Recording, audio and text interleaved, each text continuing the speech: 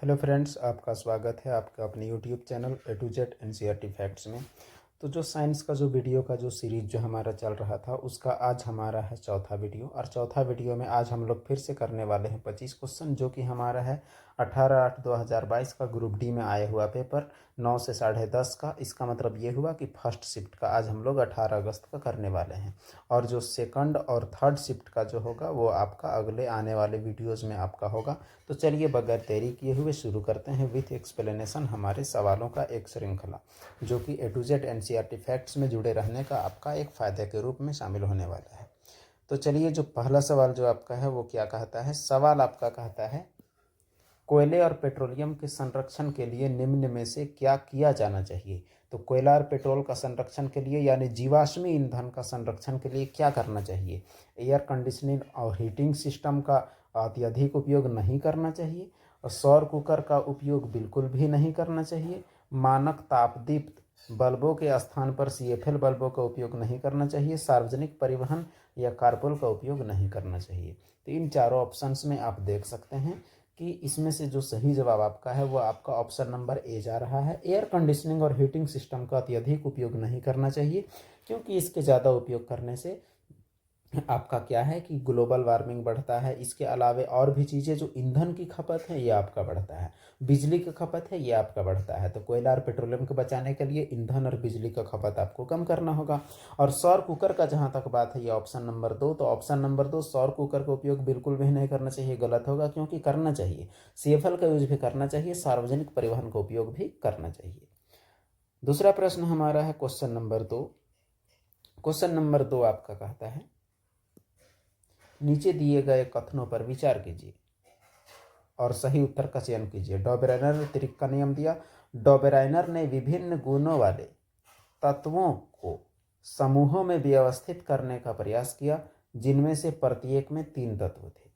तो यहाँ आपको दोनों कथनों पर विचार करना है। यहाँ कहता है कि दोनों कथन सही है। ऑप्शन ए में क्या है कि दोनों कथन सही है, और कथन एक जो है 2 की व्याख्या है, और दूसरा ऑप्शन केवल एक सही है, दूसरा दोनों सही है और 2 एक की व्याख्या है, और चौथा आपका जो है वो आपका क्या कहता है, कथन 2 सही है। तो देखिए, सवाल में गौर करने की बात है। डैबरेनर एक पहले वैज्ञानिक थे जिन्होंने तत्वों को बांटने का प्रयास किया, और बांटने के लिए डैबरेनर क्या दिए, तो डैबरेनर बांटने के लिए दिए तत्वों का एक त्रिक, जिसे हम लोग बोलते हैं डैबरेनर का त्रिक। तो डैबरेनर का त्रिक दिया गया डैबरेनर के द्वारा। इसका मतलब जो ऑप्शन ए है वो आपका तो पूरा, यानी कथन एक आपका पूरा सही है। अगला जो यहाँ कहता है आपका कि डैबरेनर ने विभिन्न गुणों वाले तत्वों को, अलग अलग गुणों वाले तत्वों को समूहों में बांटने का प्रयास किया, ये आपका सही नहीं है। अलग अलग तत्वों को बांटने का प्रयास नहीं किया गया है, यानी विभिन्न गुण वालों को नहीं, बल्कि समान गुण वाले तत्वों को व्यवस्थित करने का प्रयास किया गया है। इसका मतलब आपका ये हुआ कि ये जो दूसरा वाला जो आपका है ये आपका गलत है। इसका अर्थ हुआ कि कथन एक सही है, वही वाला आपका सही होगा, जो कि आपका ऑप्शन बी आपका सही जा रहा है। ये क्वेश्चन नंबर 2 का जवाब होगा क्या, तो आपका होगा बी। अगला प्रश्न आपका क्वेश्चन नंबर 3 है, जो कि यहाँ क्वेश्चन नंबर 10 आपका दिखा रहा है, क्योंकि यहाँ आपको मिटाया नहीं गया है। क्वेश्चन रैंडमली आता है रेलवे में। सवाल कहता है कि निम्न में से क्या पारिस्थितिक तंत्र का जैविक घटक है। तो पारिस्थितिक तंत्र के 2 घटक होते हैं। एक होता है आपका बायोटिक, जिसे हम लोग बोलते हैं जैविक घटक, और दूसरा होता है आपका एबायोटिक, जिसे हम लोग बोलते हैं अजैविक घटक। तो जैविक घटक नहीं बोला है, इसका मतलब आपको एबायोटिक यानी अजैविक बोला है। अजैविक मतलब निर्जीव। तो देखिए, मेढक आपका सजीव है, मृदा निर्जीव है, पुष्प सजीव है, कीट निर्जीव है। तो निर्जीव पहचानना है। तो निर्जीव आपका क्या होगा, तो निर्जीव आप भी जान रहे हैं कि निर्जीव जो है वो आपका क्या है, तो वह है आपका मृदा। तो सही जवाब आपका होगा मृदा। अगला प्रश्न क्वेश्चन नंबर 4। सवाल आपका कहता है यहाँ कि निम्न में से कौन सा तत्व सर्वाधिक अभिक्रियाशील है। तो सबसे ज्यादा क्रियाशील तत्व बताना है आपको इनमें से। तो इनमें से सबसे ज्यादा क्रियाशील देखिए तत्वों के लिए आता है एक आवर्त ये सक्रियता श्रेणी, एक्टिविटी सीरीज, जो कि बताता है सबसे अधिक और सबसे कम सक्रिय कौन है। इसमें जो सबसे ऊपर होता है वो होता है पोटेशियम, और उसके बाद होता है आपका सोडियम। और अगर नीचे का बात किया जाए तो नीचे सबसे नीचे आपका होता है आपका चांदी, सोना, और उसके ऊपर आपका क्या होता है, चांदी।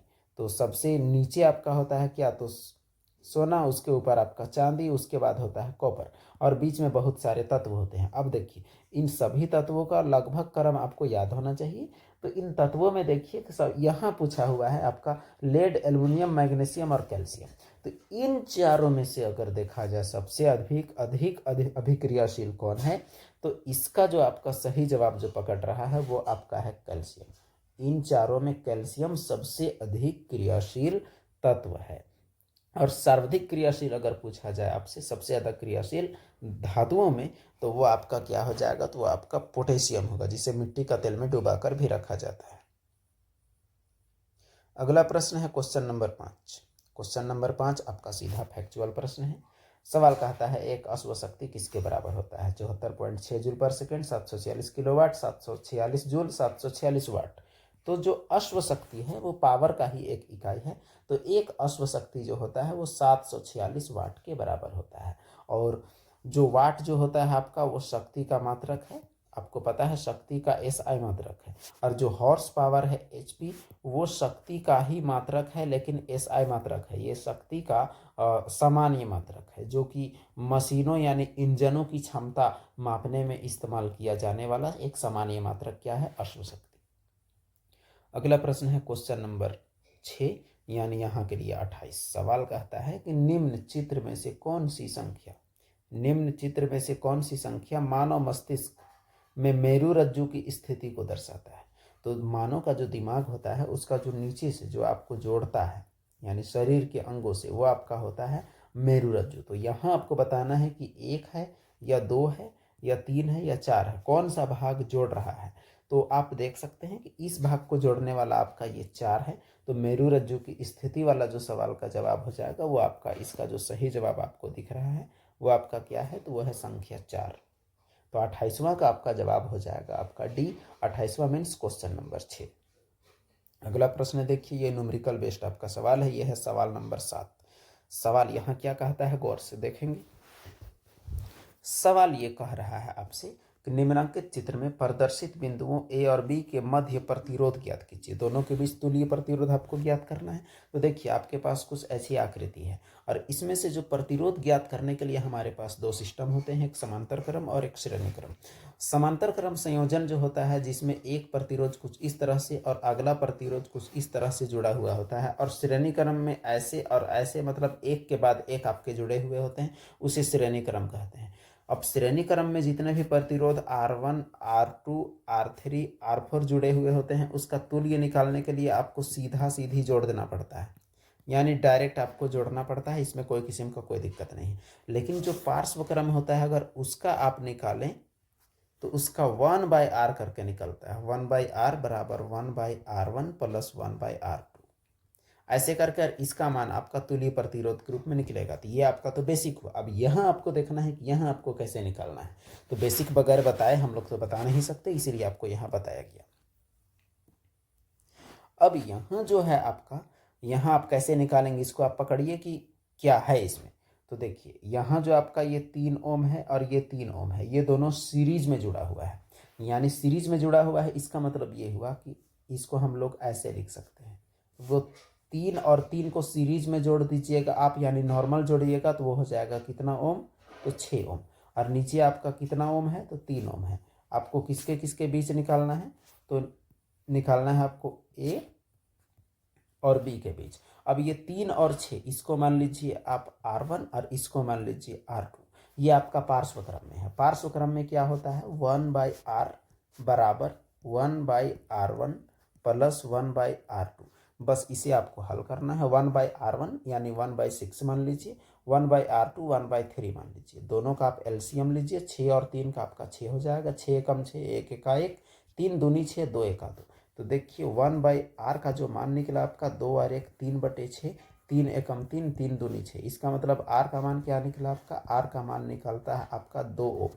तो यही है आपका सही जवाब जो होगा आपका राइट आंसर। r का मान कितना, तो 2 ओम आपका सही जवाब है। तो देखिए आपके पास ऑप्शन भी है, r का मान कितना, तो वो रहा आपका 2 ओम। तो उम्मीद है आप इस सवाल को समझे होंगे। ऐसे सवाल आपके एग्जामिनेशन में पूछे जा सकते हैं। अगला क्वेश्चन है क्वेश्चन नंबर 8। सवाल यहाँ कहता है पौधों में अपशिष्ट उत्पाद के रूप में ऑक्सीजन कब और कैसे उत्सर्जित होती है। तो देखिए ये बात भी आपको बखूबी समझने की ज़रूरत है। जो पौधे जो होते हैं, पौधे क्या करते हैं, पौधे कार्बन डाइऑक्साइड को श्वास लेते हैं और कार्बन डाइऑक्साइड और जल और सनलाइट की मौजूदगी में और क्लोरोफिल जो पत्ती में होता है उसकी मौजूदगी में क्या बनाते हैं, तो उसकी मौजूदगी में बनाते हैं स्टार्च एंड ग्लूकोज, यानी कुल मिला के कार्बोहाइड्रेट का निर्माण करते हैं और साथ में इनका ऊर्जा बनता है। तो वही ऊर्जा से वे जीवित रहते हैं और कार्बोहाइड्रेट इत्यादि का जो निर्माण करते हैं और साथ में जो बनता है हमारा वो होता है आपका ऑक्सीजन। इस प्रक्रिया को प्रकाश संश्लेषण कहते हैं और ये प्रक्रिया ही हमें ऑक्सीजन प्रदान कर रहा है। देखिए आप यहाँ ऑक्सीजन का प्रदान आपका हो रहा है। अब यहाँ जो ऑप्शन है उसे आप गौर करेंगे, रात के समय प्रकाश संश्लेषण से, दिन के समय प्रकाश संश्लेषण से। श्वसन से तो उत्पन्न होता नहीं है, ये दोनों आपका गलत, क्योंकि श्वसन से इंसानों में ऊर्जा उत्पन्न होती है, प्रकाश संश्लेषण से पौधों में ऊर्जा उत्पन्न होती है। अब दिन के समय कि रात के समय, रात के समय तो सनलाइट होगा नहीं, इसका मतलब ये हुआ कि आपका सही जवाब दिन के समय वाला जवाब ही होगा। इसका अर्थ आपका जवाब जो हुआ आपका कौन सा हुआ, तो ये दिन के समय प्रकाश संश्लेषण के द्वारा पौधों में अपशिष्ट उत्पाद के रूप में ऑक्सीजन का उत्पादन और उत्सर्जन होता है। ये जो सवाल है आपके पास, ये है आपका क्वेश्चन नंबर 9। क्वेश्चन नंबर 9 आपका प्रकाश चैप्टर से है। सवाल को पहले हम लोग समझेंगे। सवाल यहाँ कहता है, एक वस्तु को अवतल लेंस के मुख्य फोकस पर रखा गया है, इनमें से कौन सा विकल्प निर्मित प्रतिबिंब के अभिलक्षणों को निरूपित करता है। वास्तविक छोटा, आभासी बड़ा, वास्तविक बड़ा और आभासी अत्यधिक छोटा। तो इस सवाल में हम लोग वास्तविक का अर्थ भी समझेंगे और आभासी का अर्थ भी समझेंगे। उत्तल और अवतल सारे हम लोग कॉन्सेप्ट को हम लोग आराम से समझेंगे। यहाँ आपका लेंस की बात की गई है। तो देखिए आपके पास दो प्रकार के लेंस होते हैं, दोनों तरफ आपका अगर सतह आपका उठा हुआ रहेगा तो इसे आप समझिए उत्तल, यानी उठल उत्तल आप समझिए। इस प्रकार के जो लेंस होते हैं इसे हम लोग उत्तल लेंस कहते हैं। और दोनों प्रकार से धंसे हुए रहेंगे तो उसे हम लोग क्या कहेंगे, तो ये प्रकार का जो लेंस है ये आपका क्या कहलाएगा, ये कहलाएगा आपका अवतल। तो ये उत्तल और अवतल का आपका कॉन्सेप्ट समझ में आ गया।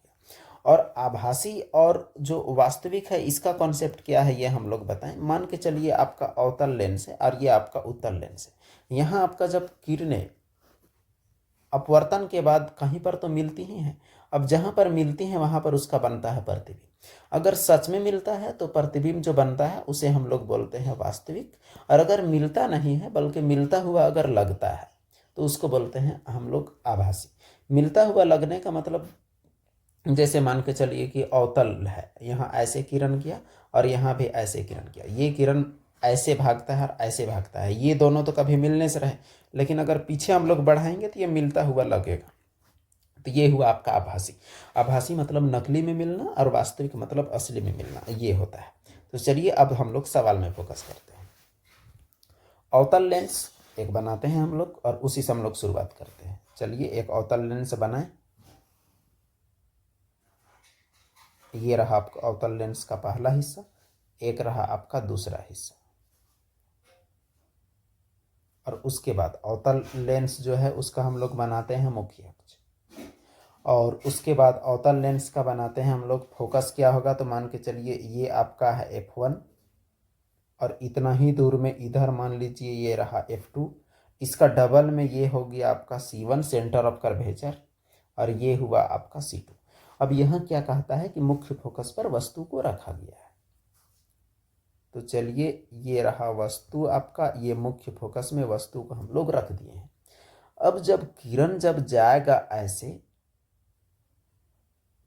तो जाने के बाद ये किरण जो है आपका मुड़ेगा और मुख्य फोकस में रखा हुआ जो वस्तु है उससे समांतर जो किरण है वो इस प्रकार से मुड़ेगा कि यहाँ पर ये फोकस से मिलता हुआ लगे। इस प्रकार से मुड़ेगा कि वो मिलता हुआ किससे लगे, तो वो फोकस से मिलता हुआ लगेगा, इस प्रकार मुड़ेगा, यानी वो ऐसे जाएगा वो किरण। इसका मतलब ये हुआ कि ये ऐसे जाएगा और मुड़ेगा। अब देखिए ये इसका जो ऐसे ये भागेगा मतलब मिलता, इधर आपका भागता हुआ लगेगा, भागेगा नहीं क्योंकि इधर तो आपका मिलेगा नहीं। और उसके बाद ये होता है आपका प्रकाशिक केंद्र। यहाँ से जो किरण जो जाता है वो सीधे पार हो जाता है, इसका कुछ नहीं है, ये सीधे आपका पार हो जाता है, एकदम सीधा। तो सीधे पार हो गया आपका, ये रहा इसका। अब बात यह है कि प्रतिबिंब कहाँ बना नहीं बना उसका, ये क्वेश्चन नंबर 9 है। तो क्वेश्चन नंबर 9 में आप यहाँ गौर कीजिएगा कि यहाँ जो आपका जो प्रतिबिंब जो आपका बन रहा है वो आपका कैसा बन रहा है। तो देखिए यहाँ जो आपका प्रतिबिंब बन रहा है ये आपका प्रतिबिंब आभासी बन रहा है, यानी असल में तो नहीं मिल रहा है, ये नकली में आपका मिल रहा है। और यहाँ पर देखिए आपका बहुत छोटा प्रतिबिंब बन रहा है, यहाँ बहुत छोटा, इसका तुलना में छोटा प्रतिबिंब।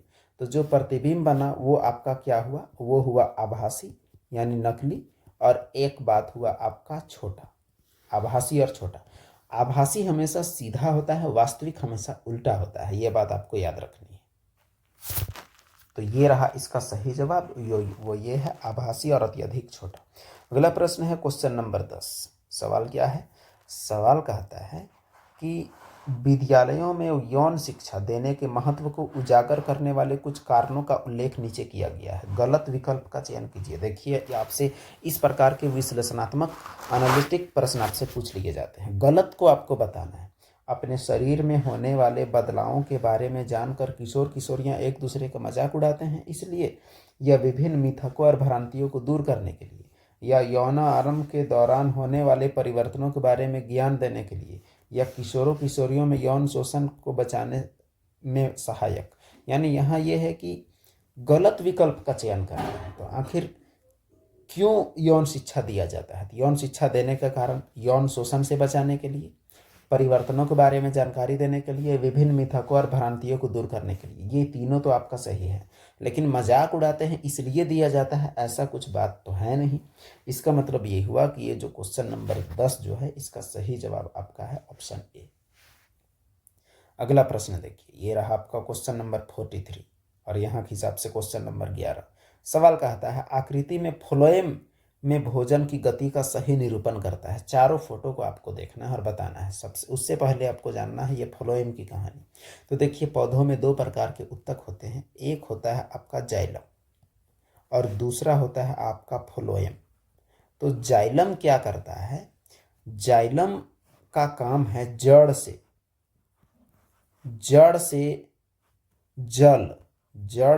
जल और खनिज पदार्थ इत्यादि को, यानी जड़ से जल और खनिज पदार्थ इत्यादि को पौधों तक पहुंचाने का जो काम होता है वो होता है जाइलम का। जाइलम से याद रखिएगा, जाइलम से जड़, जड़ से क्या जाएगा जल, और जल के अलावा क्या जाएगा खनिज लवण सब जाएगा। तो ये हुआ जाइलम का काम। फ्लोएम काम क्या है, पत्तियों में जो भोजन बन जाते हैं उसको फ्लो कराता है पौधे के तमाम हिस्सों में और ऊर्जा बांटता है, उसे ही हम लोग कहते हैं फ्लोएम। तो फ्लोएम से फ्लो होता है, जाइलम ज से जल, ज से जड़, जड़ से काम करता है। ये रहा आपका जाइलम और फ्लोएम।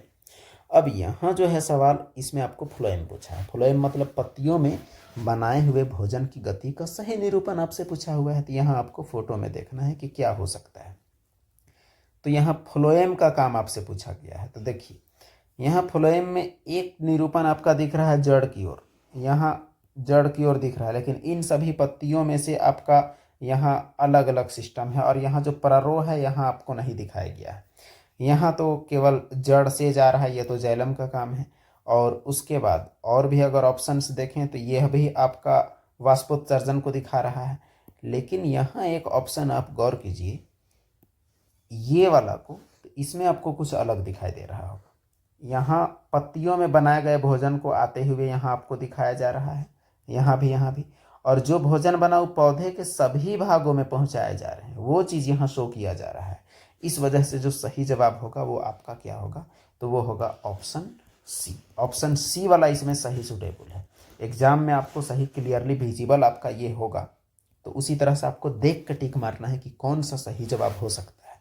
तो इसका सही जवाब आपका क्या है, तो इसका सही जवाब सी है। फ्लोएम का काम है पत्तियों में बनाए गए भोजन को पौधे के सभी भागों में पहुंचाना, न कि केवल जड़ में।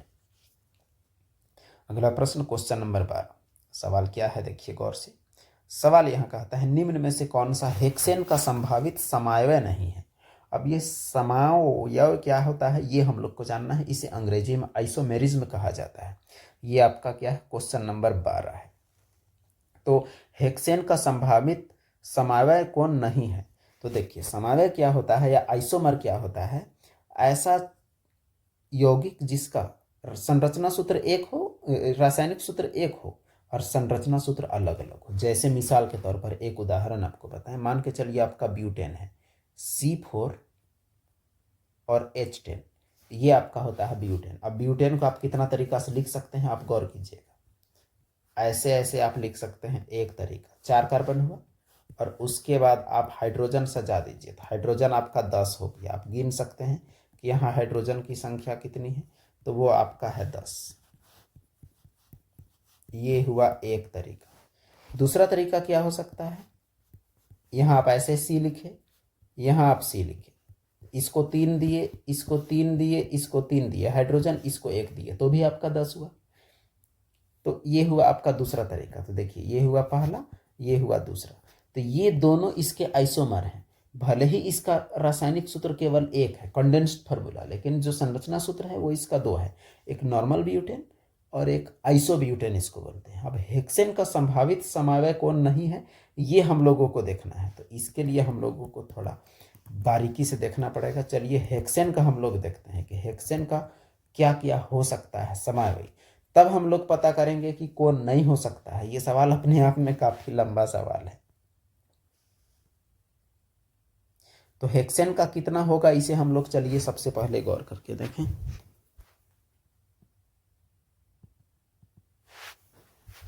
तो हेक्सेन का सबसे पहला आपका CH3, CH2, CH2, CH2 आपका 4 कार्बन हुआ और उसके बाद CH2 और CH3, ये आपका हुआ नॉर्मल हेक्सेन। और उसके बाद आपका क्या हो सकता है, CH3, CH, यहीं पर आपका एक ब्रांचिंग हो सकता है CH3। और उसके बाद फिर आपका जैसा चलते जाएगा वैसा आप चलते जाने दीजिए, लेकिन कार्बन आपका 6 ही होना चाहिए, 1 2 3 4 5, आपका लास्ट में आपका ये होगा। उसके बाद आप क्या कर सकते हैं, इसका अलग अलग और भी वैरायटी आप बना सकते हैं। जैसे देखिए इसको अगर आप अभी गिनिएगा तो 1 2 3 4 5, आपका 2 नंबर में क्या है, तो 2 मेथाइल पेंटेन, तो इसका नाम है 2 मेथाइल पेंटेन। इसका मतलब ये तो आपका नहीं होगा, ये समायोगी है। अब देखिए अगला स्टेप में आप क्या कर सकते हैं, CH3, CH2, यहां आप ला सकते हैं CH3 को तीसरे वाले में, और इस बार नाम क्या हो जाएगा, 1 2 3, तो 3 मेथाइल पेंटेन, यानी ये भी आपका नहीं होगा, ये भी आपका दिया हुआ है। एक कंडीशन आप ये भी कर सकते हैं, C, यहाँ ऊपर भी एक ग्रुप, नीचे भी एक ग्रुप, और उसके बाद यहाँ और यहाँ कर सकते हैं। देखिए इसमें भी आपका 6 ही है, तो इसमें क्या होगा कि 1 2 3 4, तो 2 डाइमेथाइल, इसमें आपका एक, इसमें आपका एक, 2 डाइमेथाइल, और 1 2 3 4 ब्यूटेन, यानी ये भी आपका नहीं होगा। इसका मतलब आपका होगा क्या, तो ऑप्शन आपका ये केवल एक हो रहा है, केवल एक। देखिए यहाँ समायोगी आपको समझने की ज़रूरत है और सबका IUPAC नाम समझने की ज़रूरत है। IUPAC नाम अगर आप नहीं समझते हैं तो आपको दिक्कत है। अगर आपको लगता है कि IUPAC नाम और ये समयवता में कोई वीडियो बनाने की ज़रूरत है, आप ज़रूर कमेंट बॉक्स में बताएं, आपके लिए ज़रूर बनाया जाएगा। और केमिस्ट्री का आपको बेसिक से सिखाया जाएगा। यहाँ तो आपका एक सवाल है, तो एक सवाल में आपको कितना ही बताया जा सकता है। अगला प्रश्न है क्वेश्चन नंबर 13। सवाल यहाँ क्या कहता है, वो सवाल को देखें। सहसंयोजी यौगिक सामान्यतः निम्न में से कौन सा गुणधर्म प्रदर्शित नहीं करते। यौगिक मुख्यतः 2 प्रकार के होते हैं, एक होता है आयनिक और एक होता है सहसंयोजी। आयनिक में आयनों का आदान प्रदान होता है इलेक्ट्रॉन का, सहसंयोजी में साझेदारी होता है। तो साझेदारी वाला में कौन सा गुण नहीं है, विद्युत ऊष्मा के कुचालक, इलेक्ट्रॉनों की साझेदारी, सामान्यतः आयन नहीं बनाते, कार्बनिक विलायक में विलय नहीं होते। तो आपसे यहाँ गुण पूछा गया है, इसका गुण के आधार पर। तो ये क्वेश्चन नंबर 13 जो है, इसका आपका जो सही जवाब क्या हो जाएगा उसमें आप गौर कीजिए। तो देखिए विद्युत के कुचालक होते हैं, यह सही बात है, यानी यह तो नहीं होगा, ये सही है। इसका मतलब आपसे गलत ना पूछा गया, कौन सा गुणधर्म प्रदर्शित नहीं पूछते। इलेक्ट्रॉन की साझेदारी से बनते हैं, बिल्कुल सही। सामान्यतः आयन नहीं बनाते, बिल्कुल सही। अब आपके पास एक ही आपका गलत बच रहा है, ये। इसका मतलब ये हुआ कि जो आपका सही जवाब है वो आपका ये है, क्योंकि आपसे गलत पूछा गया है। अगला प्रश्न है क्वेश्चन नंबर 14। डायब्रेनर की त्रिक की उपलब्धि क्या थी। तो आपको पता है सबसे पहले किसी वैज्ञानिक ने अगर तत्वों को 3 ट्रिकों में बांटने का प्रयास किया तो वो डायब्रेनर थे।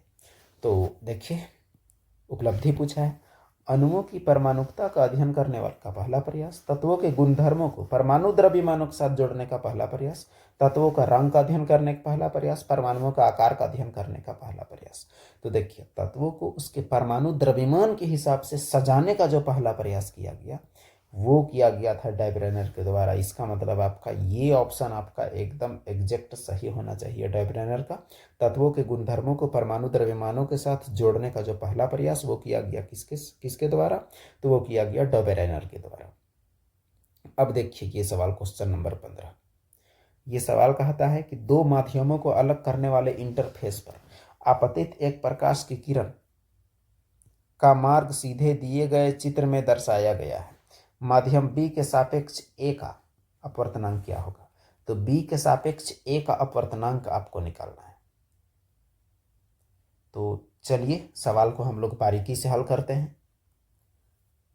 तो इस सवाल में आपका सीधा आपका क्या दिया हुआ है वो आप गौर करें। चलिए इस फोटो को आप एक बार देखिए। यहाँ आपसे क्या कह रहा है कि यहाँ से आपका देखिए किरण आपका ये आ रहा है, आने के बाद इसका अपवर्तन हो रहा है। यहाँ देखिए आपका एक कोण बन रहा है, इसे हम लोग कहेंगे आई।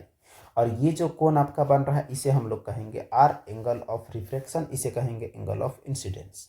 मीडियम ए और बी आपको दिख रहा है, मीडियम ए का बी के सापेक्ष आपको अपवर्तनांक निकालना है। इसका जो अपवर्तनांक है इसका सीधा सूत्र होता है साइन आई बटे साइन आर, यही आपका होगा रामबाण सूत्र। देखिए एन जो अपवर्तनांक है जिसे हम लोग म्यू से भी डिनोट करते हैं, तो साइन आई इसका मतलब ये हुआ कि साइन 45 और नीचे क्या हो जाएगा तो साइन 30। साइन 45 जो है इसका मान क्या होगा? तो इसका मान आपका हो जाएगा 1/√2। और उसके बाद जो साइन 30 है इसका मान क्या हो जाएगा आपका? तो 1/2। इसी को आप हल करेंगे। चलिए इधर आ जाते हैं हम लोग। 1/2 आपका 2 हो जाएगा ऊपर, नीचे आपका हो गया √2। अब 2 को हम लोग क्या लिख सकते हैं? √2 गुनी √2 लिख सकते हैं। नीचे आपका 1√2 है, √2 आपका कट गया तो 1√2 जो आपका बचा वही हो सकता है आपका आंसर। तो चलिए मिलाते हैं इस सवाल को कि इसका जवाब क्या है। तो इसका जो जवाब यहाँ आप ऑप्शन में देख सकते हैं, यही है आपका सही जवाब, वो है आपका √2। कैसे आया बखूबी आपने देखा। क्वेश्चन नंबर 15 का आंसर आपका है डी। अब अगला प्रश्न देखिए, ये सवाल भी इसी प्रकार का न्यूमेरिकल बेस्ड क्वेश्चन है। सवाल क्या कहता है? किसी दिए गए पदार्थ के एक तार की लंबाई L है और प्रतिरोध R है। उस पदार्थ से निर्मित पहले तार की 3 गुनी लंबाई और 2 गुने अनुप्रस्थ काट का क्षेत्रफल रहेगा तो उसका प्रतिरोध क्या होगा? यानी उसका प्रतिरोध आपको निकालना है, नया वाला प्रतिरोध पिछले वाले प्रतिरोध की तुलना में, जब तार की लंबाई 3 गुनी और अनुप्रस्थ काट का क्षेत्रफल यानी A आपका क्या हो जाएगा? तो ए होना चाहिए 2 गुनी। तो चलिए इस सवाल को देखते हैं, यह सवाल का क्या हल हो सकता है। तो ये जो सवाल है आपका, इसमें आप सबसे पहले जानिए कि नॉर्मल किसी जब तार की लंबाई आई और प्रतिरोध आर जो होता है तो उसके बीच क्या संबंध होता है उसको देखिए। से जो आपका प्रतिरोध का जब आपका जो सूत्र होता है आर बराबर आपका होता है ρL/A। और यहाँ कौन चीज़ क्या है वो आप सबसे पहले समझने का प्रयास कीजिए। ये आपका L जो है ये आपका लंबाई होता है। जैसे मान के चलिए ये आपका इस प्रकार से कोई तार है, तार का एक मोटाई होता है आपको ये पता है। तो ये जो लंबाई जो हुआ आपका ये हुआ आपका L। और उसके बाद ये जो काट का क्षेत्रफल जो आपका है मतलब उसका मोटाई, इसे हम लोग बोलते हैं A। और जो ये आपका रो जो दिख रहा है रो, वो इसका इकाई स्थान का जो प्रतिरोध है उसे हम लोग कहते हैं आर आपका प्रतिरोध है। तो ये तो आपको समझ में आ गया, आर बराबर ρL/A। अब यहाँ पर देखिए जो आपका नया आर जो आपका निकलेगा वो आपका क्या निकलेगा वो आप गौर कीजिए। आपका रो तो आपका हो जाएगा, जो आपका लंबाई है वो कहता है कि 3 गुना होना चाहिए। लंबाई कितना गुना होना चाहिए? 3 गुना। तो आप ऐसा कर दीजिए, इसको 3L कर दीजिए। और अनुप्रस्थ काट का क्षेत्रफल 2 गुना, तो इसको आप 2A कर दीजिए। तो आप गौर करने पर आप देखेंगे अच्छे से कि यहाँ आपका ρL/A 1 है और उसके साथ जो आपका है एक अंक जो बच रहा है वो 3/2 है।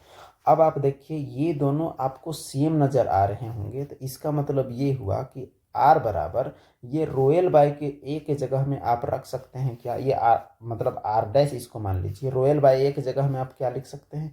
तो यहाँ आप आर तो आप लिख ही सकते हैं गुनी 3/2। इसका मतलब जो प्रतिरोध निकला वो पुराने वाले आर के 3/2 गुना निकला। इसको आप ऐसे भी लिख सकते हैं 3 3r, या इसको ऐसे भी लिख सकते हैं 3r/2। जो आपका मिलता जुलता ऑप्शन है वही आप टिक मारेंगे, जो कि आपका ऑप्शन नंबर बी है, यही है इसका सही जवाब। बहुत ही आसान है अगर आपको पहले से फार्मूला या पहले से थोड़ा सा भी तरीका आपको पता हो तो। अगला प्रश्न क्वेश्चन नंबर 17 है। सवाल कहता है कि निम्न में से कौन सा कथन सत्य है। किसी लेंस के लिए पहला मुख्य फोकस उस वस्तु की स्थिति है जिसका प्रतिबिंब अनंत पर है। किसी लेंस के लिए पहला मुख्य फोकस उस वस्तु की स्थिति है जिसका प्रतिबिंब फोकस दूरी की दुगुनी पर बनता है। किसी लेंस के लिए दूसरा मुख्य फोकस, तो पहला मुख्य फोकस हुआ, दूसरा मुख्य फोकस उस वास्तविक प्रतिबिंब की स्थिति है जिसकी वस्तु अनंत पर स्थित है। किसी लेंस के लिए दूसरा मुख्य फोकस उस वस्तु की स्थिति है जिसका प्रतिबिंब फोकस दूरी की दुगुनी दूरी पर बनता है। देखिए यहाँ पर पहला और दूसरा मुख्य फोकस के बारे में आपसे पूछा गया है। तो यहाँ पहला मुख्य फोकस और दूसरा मुख्य फोकस क्या होता है किसी भी लेंस के लिए, वो हम लोग बारीकी से जानते हैं, उसके बाद ही इसका हम लोग हाल बाद में देखेंगे। तो मान के चलिए हमारे पास किसी प्रकार का कोई लेंस है, मान के चला जाए हमारे पास कोई उत्तल लेंस ही है, और ये उत्तल लेंस का क्या है, ये आपका मुख्य अक्ष है। अब मुख्य अक्ष में आपको पता है कि ये प्रकाशिक केंद्र होता है, बीच में आपका प्रकाशिक केंद्र, और उसके बाद फोकस क्या है वो हम लोग समझते हैं। जब भी आपका समांतर किरणें आएंगी उत्तल लेंस यानी उठा हुआ लेंस के मुख्य अक्ष के समानांतर, ये आपका मुख्य अक्ष है, आपको भी पता है, मुख्य अक्ष के समानांतर जब किरणें आएंगी तो किरणें आने के बाद जितनी भी आपका किरणें होंगी वे सभी किरणें एक बिंदु पर मिलेंगी और एक प्रतिबिंब बनाएंगी। जैसा कि आप देख पा रहे होंगे कि इस प्रकार का आपका प्रतिबिंब बनता हुआ नजर आएगा। कैसे बनेगा वो आप एक बार रुकिए, आपको पता चल जाएगा। अभी इस प्रकार से आपका मिलेगा। तो ये रहा आपका इसका प्रतिबिंब का लोकेशन, और यही जगह को हम लोग क्या बोलते हैं, इस जगह को हम लोग बोलते हैं फोकस। तो ये हुआ आपका फोकस का एक एग्जाम्पल, जो कि जब वस्तु रहेगा आपका अनंत में और प्रतिबिंब जहां पर बनता है उस जगह को हम लोग क्या बोलते हैं, तो उस जगह को फोकस बोलते हैं। और ये अगर अवतल लेंस का केस में अगर यही चीज होता, अवतल लेंस के केस में तो ये आपका अलग होता। अवतल लेंस के केस में यह कैसा होता उसे चलिए हम लोग देखें जरा। तो अवतल लेंस का जो केस है उसमें आपका ज्यादा कुछ फर्क नहीं होता, बल्कि अवतल लेंस आपका कुछ इस प्रकार से होता है, और उसमें किरणें मिलती नहीं है बल्कि मिलती हुई नजर आती हैं। तो जैसे आप देख पा रहे होंगे अभी क्या होगा कि ऐसे आपका जब किरण अगर आपका आता, ऐसे समानांतर में आता, और उसके बाद ये किरणें आपकी इस प्रकार से मुड़ जाती कि यह मिलाने पर इधर जिस बिंदु पर मिलती हुई लगती उस बिंदु को बोला जाता है फोकस। तो फोकस जो है यानी अनंत पर रखे वस्तु का प्रतिबिंब जहां पर बनता है वो जगह होता है एक फोकस। दूसरा आपका फोकस का यह है कि अगर जिस बिंदु पर रखने पर प्रतिबिंब अनंत पर बने उसे भी कहते हैं फोकस। तो अनंत वाला फोकस, फोकस वाला अनंत, आपको यही चीज याद रखना है। तो चलिए अब हम लोग देखते हैं इस सवाल में आपको क्या टिक कर सकते हैं। तो देखिए पहला ऑप्शन आप गौर कीजिए क्या कहता है, किसी लेंस के लिए पहला मुख्य फोकस उस वस्तु की स्थिति है जिसका प्रतिबिंब अनंत पर, यानी अगर प्रतिबिंब अनंत रहे तो वस्तु जहां पर रहता है उसको बोलते हैं फोकस, बिल्कुल सही। और तीसरा आप पढ़िए, किसी लेंस के लिए दूसरा मुख्य फोकस उस प्रतिबिंब की स्थिति है जिसकी वस्तु अनंत पर हो, यानी वस्तु अनंत तो फोकस में प्रतिबिंब, दोनों आपका सेम बात है। बस एक बार वस्तु अनंत में, एक बार वस्तु फोकस में, लेकिन आपको फोकस को ही परिभाषित कर रहा है। इसका मतलब ए और सी वाला ही आपका सही है, ये दोनों का कोई लॉजिक नहीं है। फोकस दुगुनी दूरी पर इसका कोई लॉजिक आपका बनता नहीं है। अगला प्रश्न है क्वेश्चन नंबर 18। अगला प्रश्न आपका हमारे सामने देखिए, सवाल कहता है निम्न में से कौन से कथन सही है। चुंबकीय क्षेत्र की प्रबलता क्षण चुंबक के केंद्र में सर्वाधिक प्रबल होती है। ये बात कह रहा है कि जैसे मान लिया जाए आपके पास एक क्षण चुंबक है, एस पोल और एन पोल, तो इसका कहता है कि केंद्र में ज्यादा प्रबलता होता है। ये बात होता नहीं है, इसका मतलब ये बात तो नहीं होगा। कोई भी दो चुंबकीय बल रेखाएं प्रतिच्छेद नहीं कर सकती, एकदम सही, यानी दो वाला जो है वो आपका सही होगा जिसमें भी दो है। चुंबकीय बल रेखाएं सतत यानी बंद सतत वक्र क्लोज्ड कंटिन्यूअस कर्व निर्मित करती हैं। बिल्कुल इस प्रकार का क्षण चुंबक होता है तो ऐसे ऐसे आपका क्लोज लूप आपका बनाता है। तो ये आपका पूरा सही है, यानी दूसरा और तीसरा सही है। तो दूसरा और तीसरा सही वाला जो आपका ऑप्शन है वो आपका कौन सा है, तो वह है ऑप्शन डी। इसका मतलब ये हुआ कि इस सवाल का जो सही जवाब है वो है आपका ऑप्शन डी। 2 और 3 दोनों, पहला वाला आपका गलत है। अगला प्रश्न क्वेश्चन नंबर 19 यानी 66वां इसका ग्रुप डी वाले का, और हमारा जो रैंकिंग है वो आपका 19 है, क्योंकि हम लोग 25 क्वेश्चन कर रहे हैं। सवाल कहता है कि एक लड़का एक लेंस का उपयोग करके दूरस्थ वस्तु का स्पष्ट प्रतिबिंब एक पर्दे पर फोकस करता है। लेंस और पर्दे के बीच की दूरी लगभग कितनी है। तो ये जो सवाल है इसे हम लोग सबसे पहले, कोई भी लेंस अगर आपका हो और स्पष्ट पर्दे पर इसे प्राप्त किया जा रहा है, पर्दे पर, तो मान के चलिए कि ये आपका है इस प्रकार का उत्तल लेंस, और उत्तल लेंस जो है इसमें वस्तु एक दूर का वस्तु है, तो दूर का वस्तु से ऐसे किरण आ रहे होंगे, तो ऐसे किरण आने के बाद स्पष्ट प्रतिबिंब अगर वो प्राप्त कर रहा है पर्दे पर, तो कितने दूर में प्राप्त कर रहा है, तो ये हुआ आपका स्पष्ट प्रतिबिंब। तो जहां पर आपका प्राप्त करेगा वो जगह आपका फोकस दूरी के बराबर होगा, क्योंकि वही जगह को तो फोकस बोला जाता है। फोकस करता है लिखा हुआ है, चलिए ये फोकस करना का तो अलग मीनिंग है, लेकिन स्पष्ट प्रतिबिंब जहां पर मिलेगा तो दूरी लगभग जो है आपका फोकस दूरी के बराबर, यानी ये आपका एफ, यही होगा इसका सही जवाब। अगला प्रश्न है क्वेश्चन नंबर 69। सवाल यहां क्या कहता है वो हम लोग देखें। क्वेश्चन नंबर 20 है, नीचे दी गई तालिका पौधों और जंतुओं की संरचना कार्य व्यवहार के बीच अंतर को बताता है। तो सही विकल्प आपको तलाशना है। एक तरफ पौधे, एक तरफ प्राणी। तो देखिए पौधे अचल रहते हैं, बिल्कुल सही। भोजन, साथी और आश्रय की तलाश में भटकते हैं प्राणी, ये भी बिल्कुल सही। अब पौधे की बात, अधिकांश उत्तक मृत होते हैं, अधिकांश उत्तक जीवित रहते हैं, ये भी आपका सही ही लग रहा है। ये क्वेश्चन नंबर कौन सा है, ये एक 2 सही है, क्वेश्चन नंबर 20 आपका है। और उसके बाद कौन सा विकल्प गलत है ये आपको पूछा गया है। और पौधों के लिए कम ऊर्जा की जरूरत, यहां आपसे जो है पौधों के लिए कम ऊर्जा की जरूरत और जंतुओं के लिए ज्यादा ऊर्जा की जरूरत, और उसके बाद पौधे के लिए इनमें से कुछ ही भाग बढ़ते हैं और इनमें से कुछ ही भाग बढ़ते हैं। तो चलिए बढ़ते तो सब नहीं है, ये भी आपका सही है। तो जो क्वेश्चन नंबर 20 है इसका जो सही जवाब जो आपका हो जाएगा, इसमें देखिए कुछ ही भाग बढ़ते हैं, पौधे के हालांकि लगभग सभी भाग बढ़ते हैं, या फिर इसका इसका भी कुछ ही भाग, जंतु का तो केवल कुछ भाग बढ़ता है या पौधे का कुछ भाग बढ़ता है, इसमें हम लोग का पेंच फंस रहा है। देखिए जंतु जो है आपका, वो आपका जब शुरू से जब ग्रो कर रहा होता है तो इसका पूरा पूरा भाग आपको बढ़ता है, केवल कुछ भाग नहीं बढ़ता है। इसका मतलब ये हुआ कि ये डी वाला ही आपका गलत है। तो डी वाला आपका गलत है, यानी आपका ऑप्शन ए होगा इसका सही जवाब। तो इसका सही जवाब आप क्या टिक कीजिएगा, ऑप्शन ए। क्योंकि देखिए यहाँ आपका गलत है ये वाला, क्योंकि ये सब आपका सही है, लेकिन फिर आपका नीचे ऑप्शन में पेंच फंसाएगा कि आप किसको टिक मारिएगा। तो आपको इसको टिक मारना है, क्योंकि डी जहां है वो आपका सही है। अगला प्रश्न क्वेश्चन नंबर 74, नीचे दिए गए कथनों पर विचार कीजिए, सही उत्तर दीजिए। यदि कोई पदार्थ किसी अभिक्रिया के दौरान ऑक्सीजन त्याग करता है तो उसे अपचयित हुआ कहा जाता है। कथन 2, यदि कोई पदार्थ किसी अभिक्रिया के दौरान हाइड्रोजन ग्रहण करता है तो उसे अपचयित हुआ कहा जाता है। दोनों तो सही नहीं होगा, क्योंकि देखिए दोनों में आपका अपचयित ही लिखा हुआ है, तो दोनों आपका सही नहीं होगा, ये तो आपको पता चल गया। अब आपको देखना है कि सही कौन सा इसमें होगा। क्वेश्चन नंबर 21, तो सबसे पहले हम लोग उपचयन और अपचयन के बारे में जानते हैं। तो आपके पास 2 प्रकार की अभिक्रियाएं होती हैं, एक होता है आपका उपचयन और एक होता है आपका अपचयन। तो जो उपचयन होता है इसमें आपका ऑक्सीजन जुड़ता है, हाइड्रोजन निकलता है, और अपचयन में हाइड्रोजन आपका जुड़ता है और ऑक्सीजन आपका निकलता है।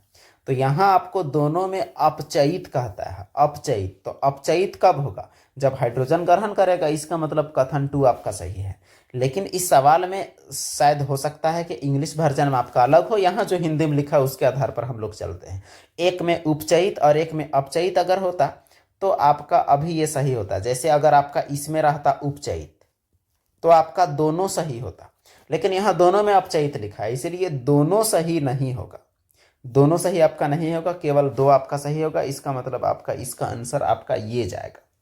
हालांकि इसका अंग्रेजी वर्जन में क्वेश्चन में थोड़ा सा वेरिएंस आपको जरूर मिलेगा, लेकिन जैसा लिखा है वैसे जवाब में अगर हम लोग उपचयन अपचयन का आधार पर देखें तो केवल आपका दूसरा सही है। अगला प्रश्न क्वेश्चन नंबर 76।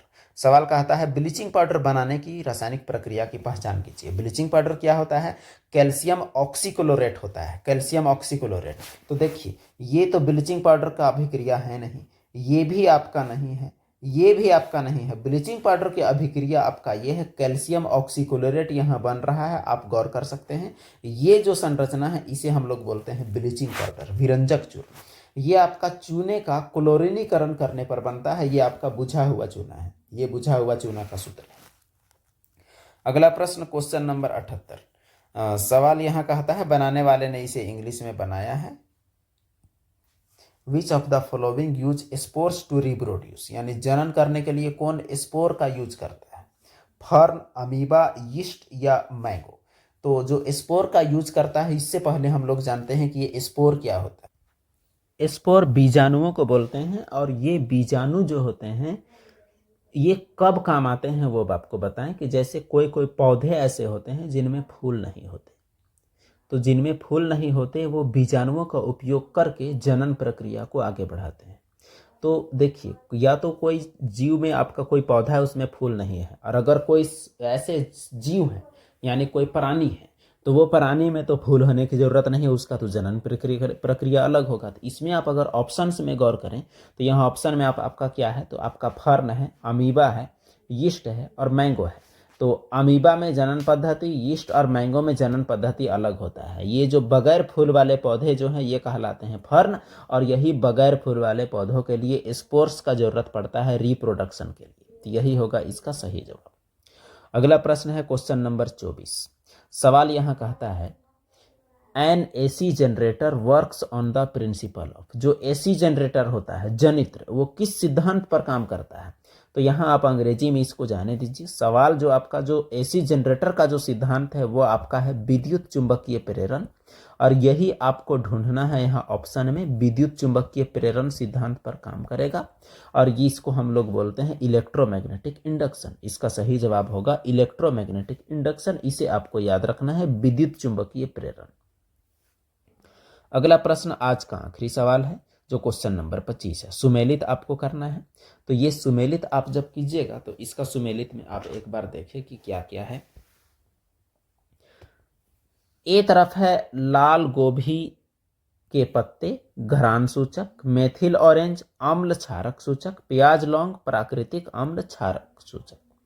तो देखिए प्याज और लौंग आपका प्राकृतिक अम्ल क्षारक का सूचक तो है, यानी ये प्राकृतिक तो है, लेकिन इसके और एक खासियत है, ये कलर वाले हैं कि नहीं है ये भी हम लोग को देखना है। प्याज लौंग का महक बदल जाता है, इसका मतलब ये आपका घरान है।